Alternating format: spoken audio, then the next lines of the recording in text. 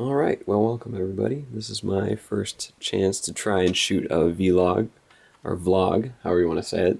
So here we go. This is surface mount soldering with a hot plate. So we're going to give it a shot with this adapter board I have today. It's a 64 TQFP board, which I'm going to use to take these chips and make into a dip package so I can prototype with it. So the first part, I guess to just go over what we have here. We have some solder paste, tweezers, of course your stencil for putting on the solder paste. In this case I have a few of my various patterns that go on to my project. A IR thermometer, which is super awesome. Use it to check the temperature. As you can see right now, hot plate's definitely not on since it reads only like 70 degrees. What else? Oh, and a credit card, in this case my Amtrak card, to apply the solder paste. So first thing we're going to do is I'm just going to put this over here so it's under the light for me and I can use the magnifier, and I'm going to apply the stencil. I'm just going to use some tape. I would probably recommend using masking tape. I have Scotch tape, work with what you got. Oh well, so here we go. I'm going to align it so that it hits the pads just right, like that, and then I am going to just tape that down on that side, and probably should do likewise on the other side. Now, normally you'd have this stencil perfectly to match the circuit board you have. In my case, I have it with a bunch of generic footprints, so I can do several different things with one stencil, and it saved me a lot of money. So, alright, so we're going to go with the solder paste. This is something new for me, so we're going to give it a shot. You actually refrigerate it, so it's been in my refrigerator for a while, so I'm going to go ahead and put a little bit on here. Okay, so I'm just going to use my finger to push it through here. Now, I probably should have a more exact process for this, but whatever. So, okay, so I'm just going to go ahead and apply a little bit of paste on there. So now I have this gobbledygook on my board, so a pile of it basically, and all I'm going to do is take this credit card and use it to gently wipe it over the board like so. So basically just getting enough on there to do the work that you need. Got a little bit on the hot plate too, probably shouldn't have.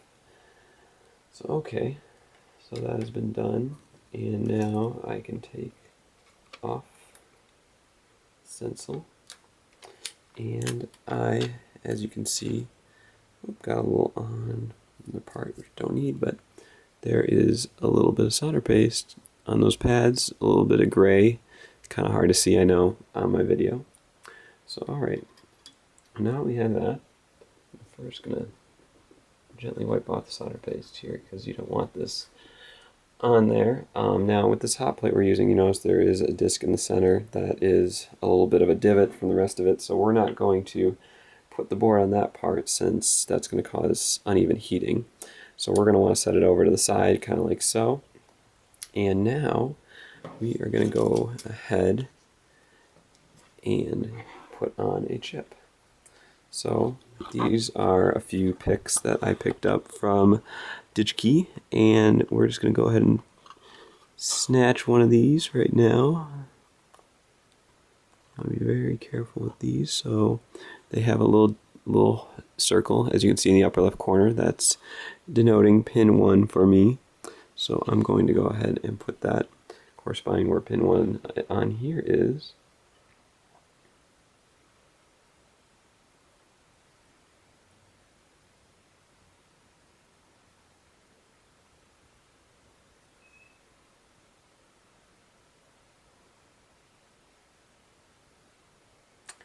Okay, so let me just move it a little bit farther down.